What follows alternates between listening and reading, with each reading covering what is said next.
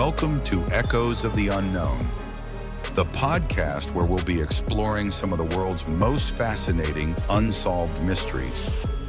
I'm Jack Montgomery, and today we're revisiting one of the most haunting maritime disappearances of modern times. It's the story of Amy Bradley, a 23-year-old woman who vanished in 1998 aboard a cruise ship in the Caribbean. After nearly 3 decades, far more questions than answers remain in this truly perplexing case. Amy was born on May 12, 1974, in Petersburg, Virginia, to Iva and Ronald Bradley. Ron was an insurance executive at the Illinois Mutual Insurance Company. Amy had a younger brother, Brad. She graduated from L.C. Byrd High School and attended Longwood University with a full scholarship in basketball. Amy graduated with a degree in sports psychology in December 1996. She was known for her strong swimming abilities, and she previously worked as a lifeguard. Amy came out as gay to her family while she was in college. Her ex-girlfriend stated that when she told her parents about her sexual orientation, they initially were not happy and were disappointed. Despite that, her father later stated, "It's Amy's life. It wasn't what we would choose for her, but it's her life, and we loved her unconditionally." In March 1998, Ron won an all-expenses-paid family cruise from his employer. On March 21st, Amy joined the rest of her family on the Royal Caribbean International cruise ship Rhapsody of the Seas. Amy was afraid of heights and was initially apprehensive about the cruise, due to the size of the ship and being out on the open ocean. But she was excited for the trip as Brad had returned home from college and would be joining the family. Amy had a full-time job at Ruth's Chris Steakhouse, but had recently reduced her hours and was planning to start a new job at a computer consulting firm on her return from the cruise. She was looking forward to a time of rest and relaxation before starting that new chapter in her life. Amy and her family boarded the ship in San Juan, Puerto Rico, and the cruise's itinerary included a stop in Aruba before heading on to Curacao, a Dutch Caribbean island within the Kingdom of the Netherlands. On March 23rd, the night was festive. The Bradleys attended the ship's Mardi Gras-themed event, which included dinner, music, and dancing. Amy and Brad stayed up late dancing and drinking alcohol with the ship's band, Blue Orchid, at a disco party on the 9th floor deck. Alistair Douglas, a bassist in the band, was seen drinking and dancing with Amy that night, but he claimed that he left the party at around 1 a.m. on March 24th. Videographer Chris Fenwick captured Amy and Douglas dancing together. After a couple of hours, Brad returned to his family's cabin on the 8th floor deck. The ship's computerized door lock system recorded that he returned at 3:35 a.m., and Amy followed 5 minutes later. Brad reported that he and his sister sat on the suite's balcony and chatted quietly for a while before he went to sleep. Amy is believed to have stayed awake a little longer. Sometime between 5:15 and 5:30 a.m., Amy's father woke up and checked on his children. When he looked toward the balcony, he saw Amy asleep in a chaise lounge chair. He could see her legs from the hip down. The balcony door was open, allowing the sounds of the ocean to come in, something the family had been enjoying during the cruise. Ron said he quietly closed the door most of the way, but didn't lock it, before going back to sleep, since he didn't want to wake his daughter. When Ron got up at 6 a.m., just 30 to 45 minutes later, he noticed that Amy was gone and the balcony door was open again. He assumed she had gone to get coffee or to smoke, but when she still hadn't returned by 6:30 a.m., he began to worry. He later said, "I left to try and go up and find her. When I couldn't find her, I didn't really know what to think, because it was very much unlike Amy to leave and not tell us where she was going." After Ron searched the common areas of the ship in vain, He woke up the rest of the family and told them that he could find no trace of her. Inside the cabin, Amy's family found her shoes, cigarettes, and lighter. They also found her room key, identification, and other personal belongings, as well as clothes and makeup items she had used the night before. This suggested that she hadn't left the cabin prepared to go far or to disembark voluntarily. The Bradleys immediately reported Amy's disappearance to the onboard crew, which ideally should have triggered rapid, coordinated action. However, Amy's case was hampered from the start by procedural constraints, conflicting protocols, limited infrastructure, and jurisdictional complexity. Her parents pleaded with the crew members to go on lockdown to stop the 2,000 passengers from disembarking and to make an announcement to assist in finding her. However, several accounts say the team at the purser's office informed them that it was too early to make a shipwide announcement. The crew did agree to issue an announcement at 7:50 a.m., paging, "Will Amy Bradley please come to the purser's desk?" But by then, a majority of the passengers had left the ship. Between 12:15 and 1 p.m., the cruise staff searched throughout the ship but could not find her anywhere. The delay in launching an immediate search has been called a significant mistake that could have hurt the chances of finding Amy. According to the Bradley family, when they asked to review surveillance footage from the ship's exterior cameras, they were told none of the relevant cameras were recording. They were monitoring only, not tape recording. This lack of recorded visuals severely limited the ability to track any movement around the ship's periphery.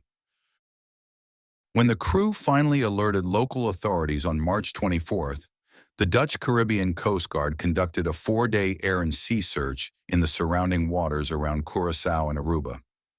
They initially speculated that she may have fallen overboard and drowned or died by suicide.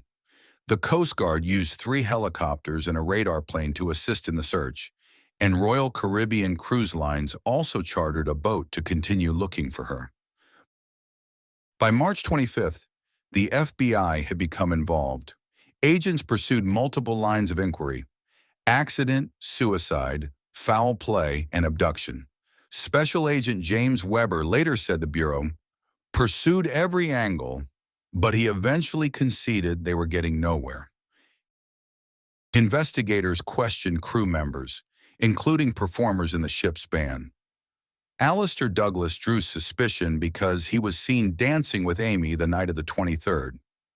On the morning of her disappearance, 3 witnesses claimed to have seen Amy on the upper deck with Douglas between 5:30 and 5:45 a.m. They also testified to seeing Douglas hand Amy a drink containing dark liquid.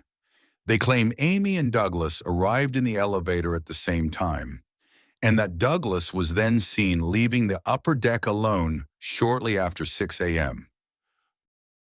Brad recalled that Douglas came up to him shortly after Amy disappeared and said, "Hey man, I'm sorry to hear about your sister." No announcement had been made by that time, and Brad said the timing of the conversation was suspicious. The FBI interviewed Douglas soon after, and he voluntarily underwent a polygraph test. The result of that test was inconclusive, not a definite pass or fail, because investigators found no evidence sufficient to charge him. No formal charges were ever brought against Douglas in connection with Amy's disappearance. Ron said that Douglas came out of the interview smiling, with his thumbs up to his band members, like everything's cool. "I knew what was going on. I knew he had been with Amy." For the record, Douglas has always denied knowing anything about Amy's disappearance. Over time, the lead pool dried. Many tips were followed up, but none yielded conclusive evidence. The case grew cold, yet was never closed. Over the following years, multiple theories have arisen to explain what may have happened to Amy, although none of them are confirmed. Some people suspect that Amy may have fallen overboard accidentally and drowned. Proponents of this theory argue that Amy could have slipped or fallen off the balcony or some other part of the ship early that morning. However, the timeline is tight. It would have had to occur during the approximately 30 minutes between the time she was last seen around 5:30 a.m. and when she was noticed missing at 6 a.m. At that time, the ship was approaching Curaçao and moving slowly. Critics of this theory counter with the fact that Amy was known to have been a very strong swimmer. In addition, no body washed ashore, despite the ship's proximity to land. Investigators rejected this theory, saying at the time that there is no evidence that Amy, a trained lifeguard, fell overboard, was pushed, or committed suicide. The second hypothesis, that Amy jumped overboard intentionally, was not only ruled out by investigators but was also strongly rejected by her family. After all, she was excited about starting her new career and had been in a happy mood the night she vanished. Furthermore, no suicide note was found. There simply is no evidence that Amy took her own life.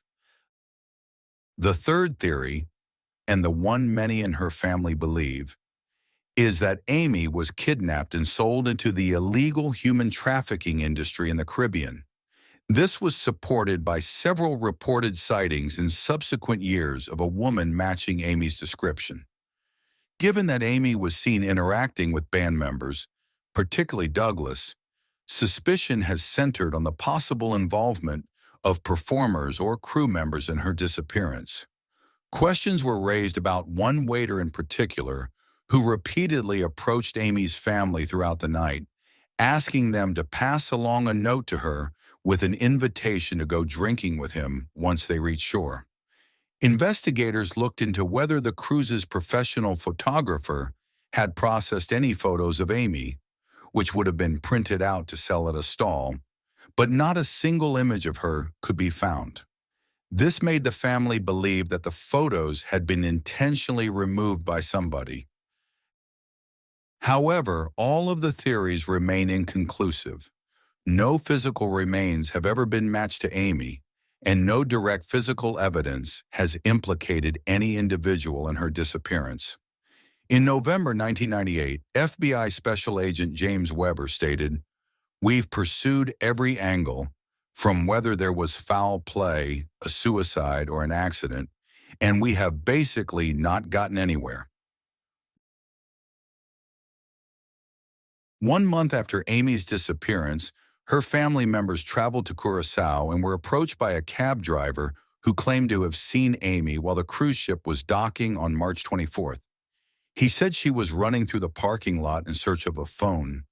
He stated he remembered her green eyes, which were described in the reward poster. The cab driver also insisted that he saw Amy in other locations on the island, but his claims were never corroborated by authorities. In August 1998, two Canadian divers claimed to have seen a woman they believed to be Amy on a popular Curaçao diving beach known as Playa Porto Marie. One of the eyewitnesses, David Carmichael, said that a woman matching her description was in the presence of two aggressive men, one reportedly fitting Douglas's description. Carmichael yelled out to a friend, asking if he had a piece of his dive gear. The woman believed to be Amy, upon hearing the man speak English, reportedly spun around and came back towards him. Carmichael claimed that the man resembling Douglas then came into his field of vision and motioned the woman away to the beach's bar. Carmichael says the woman would occasionally look at him and then look down, appearing to try to subtly communicate with him. The divers were only 2 feet away from the woman and accurately described Amy's eyes and tattoos. Carmichael says he recognized Amy after seeing her photo on America's Most Wanted and stated, "I am haunted by that encounter with Amy. I know it was her." He later phoned her father and flew to Virginia to meet with the Bradley family. The FBI investigated the reported sighting, but were unable to corroborate the claims. In yet another alleged sighting, U.S. Navy Petty Officer William Hefner says he encountered a woman claiming to be Amy at a brothel in Curacao in January 1999. He described being seated in the bar area when a Caucasian woman approached him, identifying herself as Amy Bradley and pleading for assistance. According to Hefner, she told him she was being held against her will. He said the woman explained her situation, telling him that she had been on a cruise, had disembarked to seek drugs, and was now trapped in the establishment. After retiring from the Navy, Hefner reached out to the Bradley family in May 2002, explaining that he initially refrained from reporting the incident due to concerns for his military career because of his presence in a brothel. He expressed his conviction that the woman he encountered was indeed Amy. The FBI subsequently investigated these claims, but they discovered that the brothel had burned down and no substantive evidence was found to support Hefner's assertions. In the fall of 1999, Amy's parents received an email from a man named Frank Jones. He told the family that he was a former U.S. Army Special Forces officer with a team of experienced soldiers who might be able to rescue Amy. Jones had claimed that his team had seen her being held by heavily armed Colombian personnel in a housing complex surrounded by barbed wire. The team also gave an accurate description of her tattoos and sang the lullaby that Amy's mother used to sing to her. Over the next few months, Jones would feed news to the family and provided reports and sightings of their daughter. When he told them they were going to attempt a rescue, he added that more funds were needed. The Bradleys ended up sending Jones a total of approximately $210,000 to fund the setup for the search. They had expected a call from Jones and his team with the results of the rescue mission, but that never came. Sadly, it turns out that he had made up the entire story in a cruel scheme to scam the Bradleys of money. In February 2002, federal prosecutors in Richmond charged him with defrauding the Bradleys of over $24,000, along with more than $186,000 defrauded from the nation's missing children organization. Jones pleaded guilty in April 2022 to mail fraud, and he was sentenced to 5 years in prison. In April 2003, eyewitnesses reported seeing a woman matching Amy's description in San Francisco, California, watching a street musician in the company of two men. The witnesses asserted they immediately recognized the woman as Amy. Upon realizing she had been identified, the two men reportedly seized her and fled the scene. The woman allegedly cast a pleading look to the witnesses as she was being taken away. FBI sketches were released of the men who were believed to be with Amy at the time. In March 2005, an eyewitness named Judy Moorer claimed to have seen Amy in a department store restroom in Bridgetown, Barbados. Moorer said she was using the restroom when a woman entered, accompanied by 4 men who were discussing what sounded like an illegal deal. Moorer said the woman at one point asked the men if they could stop and see the children. It is unknown what children were being referenced. Moorer claims at that point the men left the restroom and she exited the stall and spoke to the woman. She stated that she believed the woman said she was from West Virginia and softly said her name was Amy. Moorer called authorities, and they created composite sketches of the men and the woman based on her account. Ron and Iva Bradley appeared on the November 17, 2005 episode of Dr. Phil. During that episode, an image of a scantily clad woman resembling Amy, which had been emailed to her parents, was shown on the program, suggesting that she could have been trafficked into sexual slavery. 2 photographs were discovered online by a member of an organization that attempts to track victims on sites that feature sex workers. The woman in the photo was said to appear distraught and despondent and was a sex worker known as Jazz.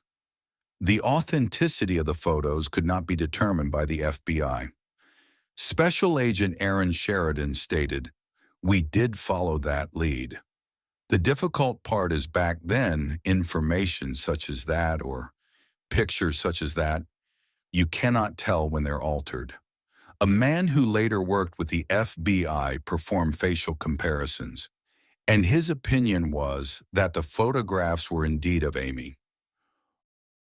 Around November 2010, a human jawbone with a tooth was discovered by tourists on a beach in Aruba. Initially, there was hope it might be linked to another high-profile disappearance, that of Natalie Holloway, rather than Amy Bradley. However, the Netherlands Forensic Institute, the official national forensic laboratory for the Kingdom of the Netherlands, examined the jawbone, comparing it with Holloway's dental records, and determined that it did not belong to her. After that examination, the authorities announced that they would not immediately carry out further investigation because of the bone's poor condition due to its prolonged environmental exposure and the low DNA yield. However, the remains were said to be likely from a Caucasian woman. Amy was declared legally dead on March 24, 2010, 12 years after her disappearance. That is despite the fact that there were no witnesses to her death and no body was ever found. The Bradleys have continued to press for new leads, and they maintain Amy's memory in public view. Her brother Brad is especially vocal about perceived failures by cruise line management, criticizing the cruise director at the time for dismissive comments like, "Life goes on, cruises go on." While 3 decades is a long time for a missing person case to remain open, the story of Amy Bradley continues to evolve, especially in recent years. The family's website, amybradleyismissing.com, has served as a public hub for tips and updates. Earlier this year, on July 16, 2025, Netflix released a 3-part documentary series titled Amy Bradley is Missing, which reignited public interest in the case. Following the airing of the series, dozens of tips poured in. 3 of them were described as very significant by producers or insiders. One renewed focus is on a female server who purportedly shouted, "Senorita kidnapped," the night Amy disappeared, before being told to shut up and removed from the scene by a bartender. Another intriguing development is a suspicious hit to the dedicated missing person website that was reportedly traced to the IP address of a boat near Barbados. The FBI is currently offering a reward of up to $25,000 for any information that could potentially lead to finding Amy or to the arrest and conviction of those responsible for her disappearance. The family has offered a $250,000 reward for information leading to her safe return and a reward of $50,000 for information leading to her current location.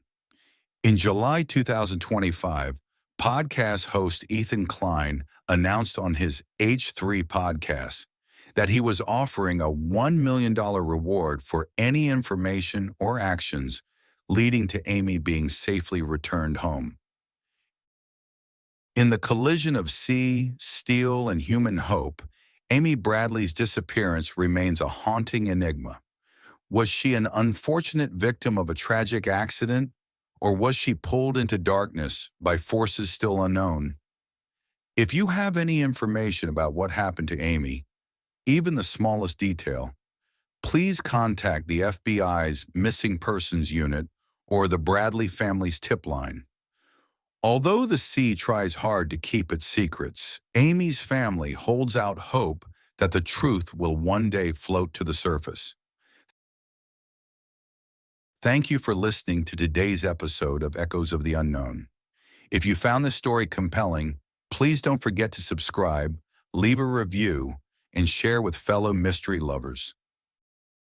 Until next time, stay vigilant, stay curious, and remember, behind every unsolved disappearance is a family desperately waiting for answers.